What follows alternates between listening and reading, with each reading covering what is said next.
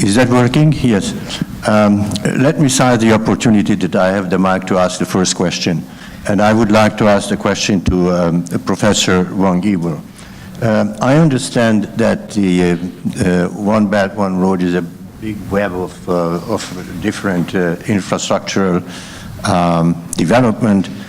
Can you say that in the Chinese view, which one has the absolute priority, or if this one is that the southern route by sea, is that the central route that also goes through Central and Eastern Europe, or the northern route? So, is there a priority, and where has been most of the work already done? Good question.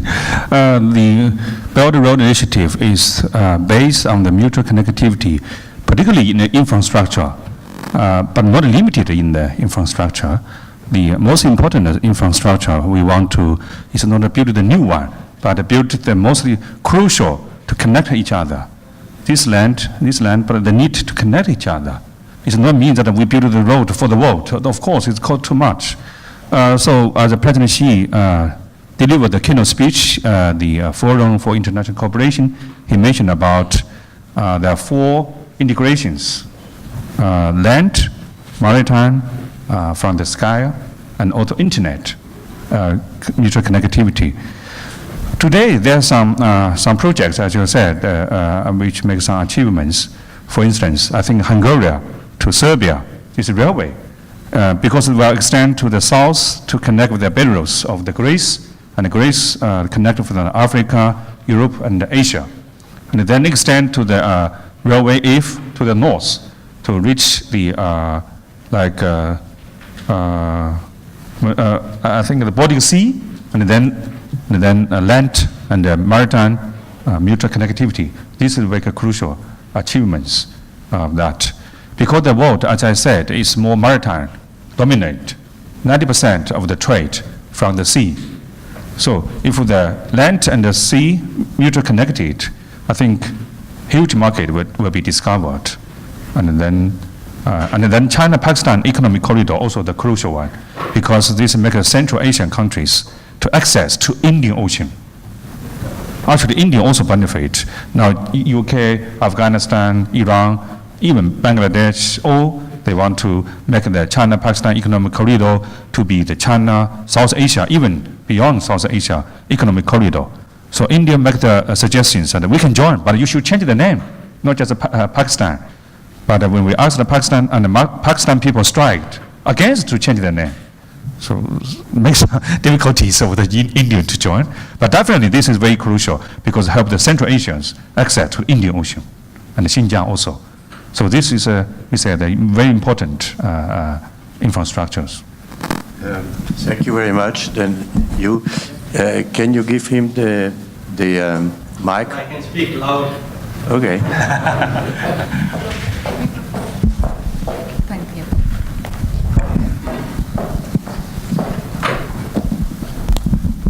Thank you very much for giving me this opportunity. I'm Ramachandra Bhairappa from the ELT University, and I would like to make a comment and a small question, if you allow us.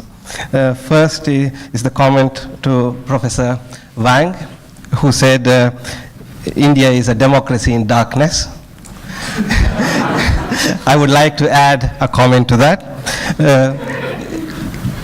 Given to God's grace, we have also sunshine in India, but which is not always the case in Beijing, because I heard out of 12 months, only 4 months sunshine.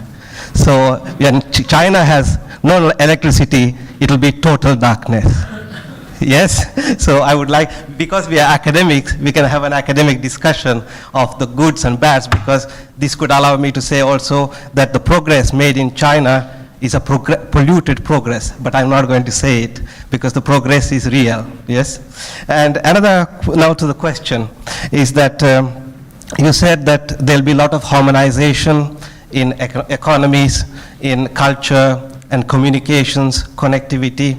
But basically, as last presentation we heard, investment means stability, security. So can China allow, without political intervention, to safeguard its investments? That's the question I would like to ask Professor Wang. Thank you. I'm saying that democracy in darkness because there are 300 million people without electricity. So people live in the dark at night. So that I'm not saying that I'm not saying something bad about the Indian democracy. No, that China and India is I think the largest developing country. We have all problems. Of course, you also mentioned pollution, but China is the only country, developing country, that every village, every people can access to the electricity. This is definitely contribute to the world. We are not want to share our bad experience with India that you polluted your water and the air, not suffer from that. Like Confucius said, and do to others, because it's not unto to yourself, right? 2 years ago, when President Xi delivered a speech in the United Nations Great Assembly, he proposed that the global electricity network, because as I said, 1.2 billion people in the world without electricity. If you want to have the electricity, you will have oil and maybe corn, and then to produce more CO2. So now, because of climate change, you should cut the CO2 and then to have more electricity. How can do that? China proposal that is trinity of their smart grid and the new energy, and also long distance of the send of the electricity. This happened in China. So now I think China made contribution to the world. Without CO2 increase to push to get the more electricity, I think Indian Joint Belt and Road Initiative definitely make the people turn the light, can see the light. We learn from Buddhism. Buddha said, let the people to see the light. So One Belt One Road is from the Buddha's guidelines to let the people see the light, right? So it's very important. And you also mentioned about the domestic affairs to interfere. This is controversial. It's a hot topic in China. How can make it other countries that build the Belt and Road Initiative without a strong Communist Party leadership? Can you interfere in domestic affairs with that? No. I think this is China's long-term, consistent foreign policy. For instance, in Nepal, I visited Nepal, very appreciative that China never interfered in domestic affairs of Nepal. But some companies, they want to make money, but the government change, and then the multi-party systems make the China's Belt Road Initiative project suffered, like in Sri Lanka, in many cases. So some Chinese even push Chinese government to interfere in domestic affairs of those countries for the consistent construction of the projects. But I don't think so, because we are very patient. I learned from you, Indians, right? Belt and Road Initiative is for 100 years. So we are not eager to solve this problem 1 year, 2 years. If we do not agree, we can wait, but not eagerly to interfere in domestic affairs. This is not good for China. We are learned from Taoism, rule governed by nature, not disturb with the natural equilibrium, right? Thank you.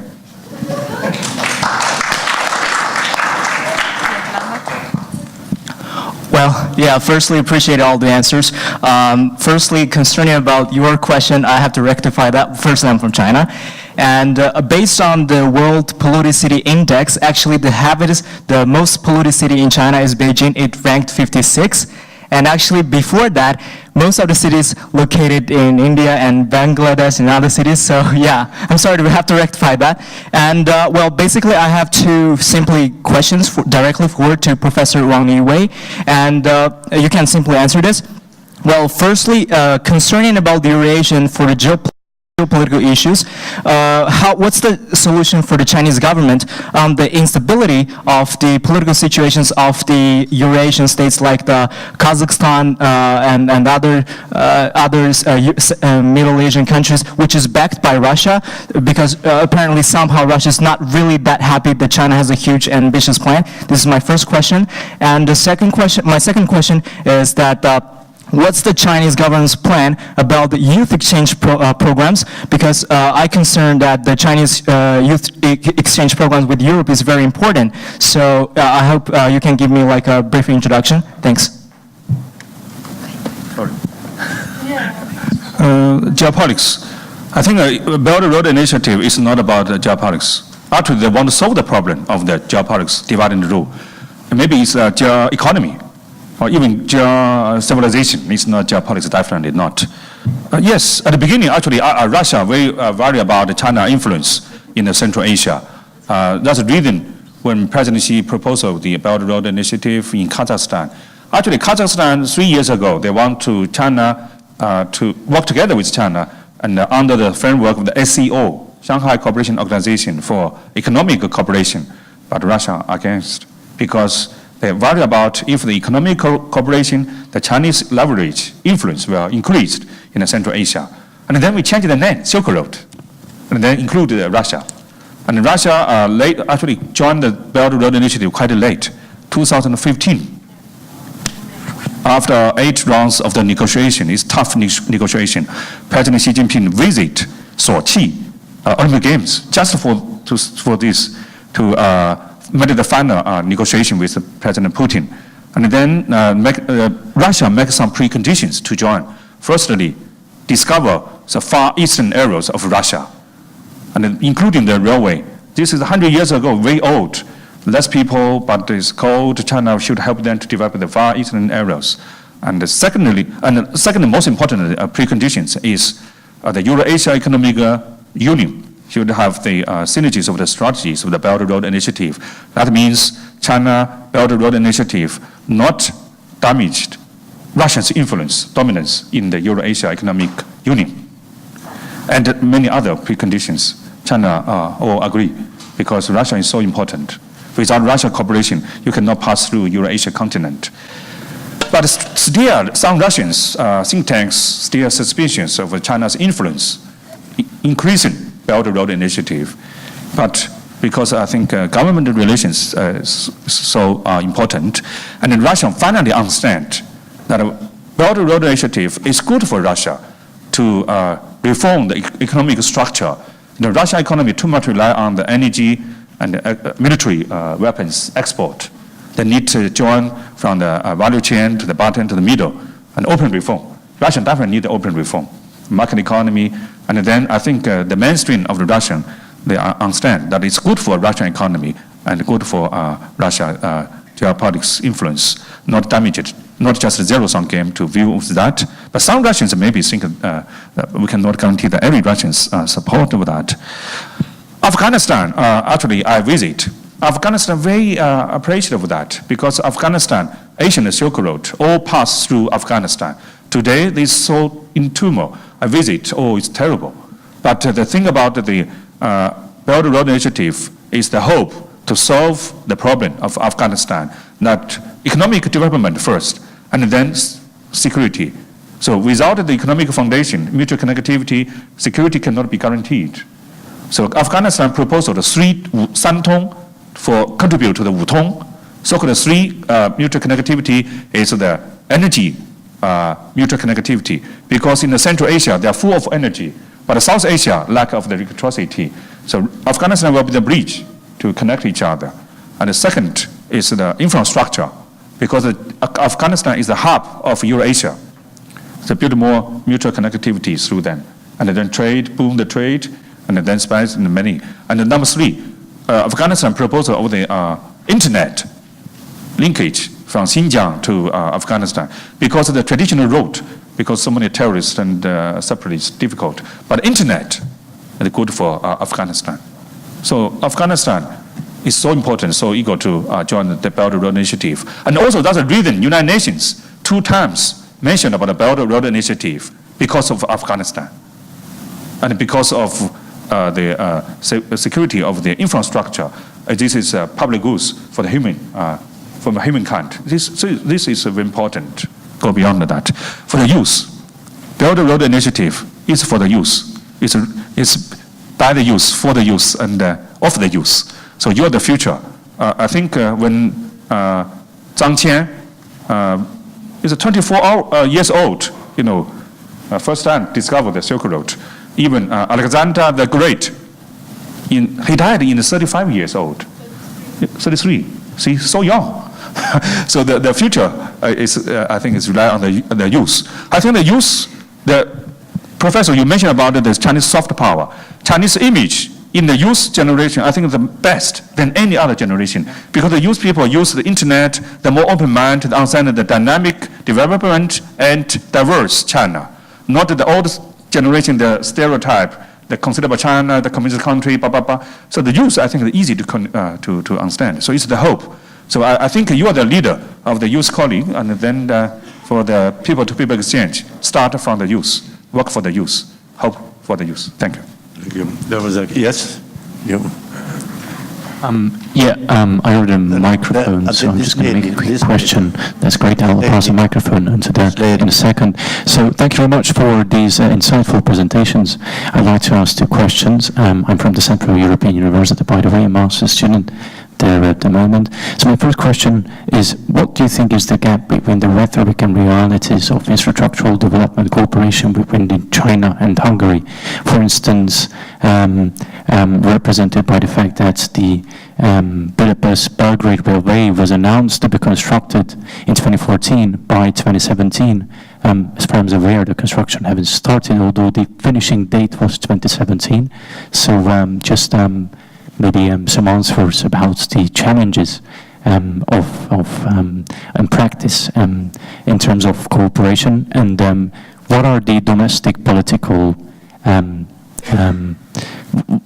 how do you think the Hungarian domestic political context relates to Chinese-Hungarian foreign relations, especially taking note of high-level interaction between the Communist Party of China and Fidesz Party? Is also taking note of the organizer, the Policy and Geopolitical Foundation, which is related to the government in various ways. Thank you. Okay, I think we will talk more about the railway this afternoon. We will see a picture of a movie, short movie. It was announced, but well, maybe I could announce a bit, although I know nothing about what was going to be said. But when it comes to Serbian side, and as you said, in 2014 in Bucharest, the agreement between three prime ministers was signed, Hungarian, Serbian, and Chinese. And each year, at every summit, an additional document was signed and technical documents were signed. And when it comes to Serbian side, technical documentation is finally prepared. When it comes to Hungarian side, technical documentation is about to be started, to be done.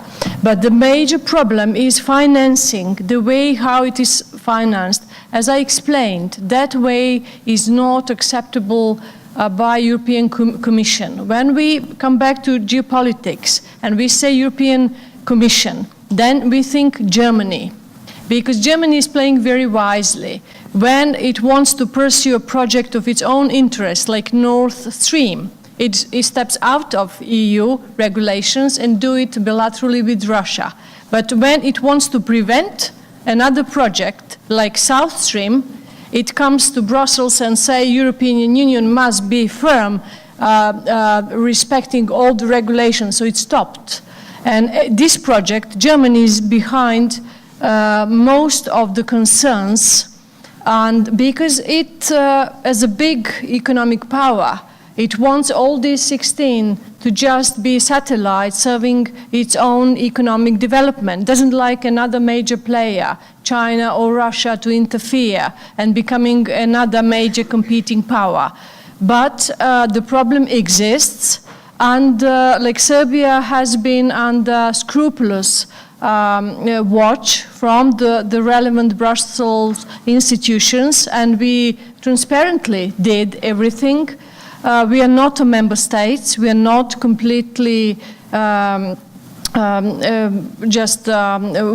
we shouldn't respect all the regulations because it's not our duty. But Hungary, as I understand, Prime Minister Orban has opened many fronts with the Brussels, and he has been under terrible pressure, and this one more would be maybe too much. So I guess the Hungarian side is very careful how it is going to do this financing issue, this deal. So we will see. That is why the delay was so long. And also I wanted to say on Chinese side, because it's on the absolutely Chinese interest to connect Piraeus port with Budapest. And China, even at one point when we said we are overburdened with the foreign loans, we cannot accept any more foreign loans, including these Chinese, they said, well, we can go maybe on a concession idea, but can you guarantee us that it's going to be profitable? And our government said, well, we cannot. So my understanding is that the Chinese side, because it was Chinese idea, it's Chinese primal interest. We have our interest, but it's not primal. So Chinese side should be more favorable to both countries in pursuing this business deal. It's my understanding, personal. Thank you. Thank you, this lady. Okay, the last one question. So I want to ask the question for the three professors. And first, I want to thank you for the very excellent speech here. And I want to ask a question, as we all know, the countries among the One Belt, One Road initiative, they have the different political ideologies. So it's like many of the CE countries, they are like the democracy oriented. But sometimes the democracy means less efficiency, and sometimes it's the populism. So do you think that the difference political ideology will be the obstacle among the One Belt, One Road initiative in the future? So this question is for the three professors. Thank you so much. Well, it was already proved that the change of the government could spoil some arrangements or maybe change it. We've seen with the change of Sri Lankan government, the new president said, I'm going to go through all these agreements you made with the China about Colombo port, about everything. It's not going to be like that. But then later he accepted, and the business went on smoothly. But with it's an old debate in political economy, in political science, whether it's better to have, well, democratic government is more expensive. But on the other hand, it's changeable. If government is not okay, you assume you can change it. In autocratic governments, of course, it's more easy to do business with. It's less expensive, but then you have to go make riots and, to overthrow the government in a violent way.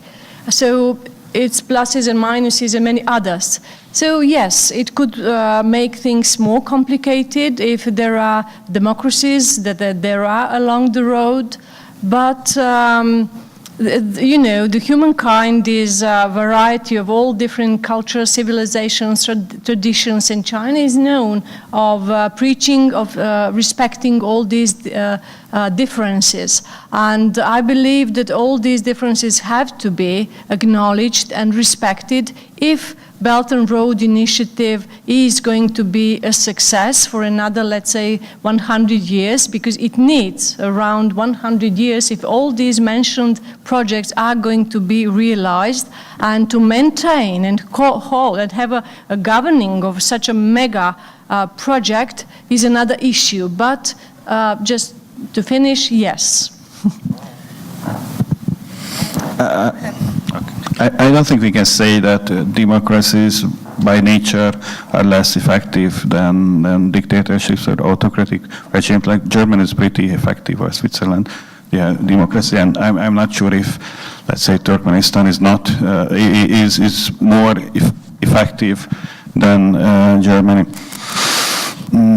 As for this One Belt, One Road project, I don't think that ideology plays an important role.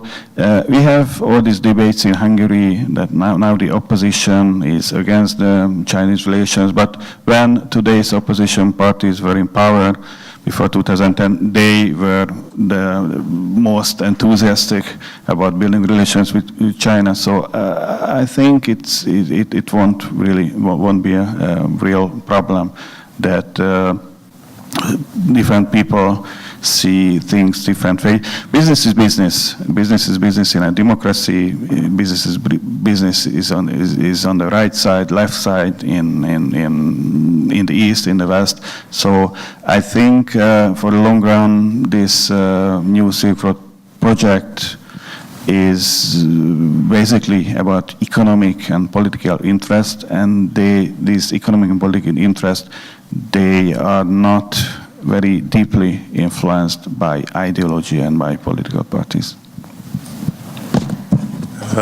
Thank you. Well, we have finished on a little bit later, but thank you very much for your attendance, and thank you for the speakers. So give them a big hand. And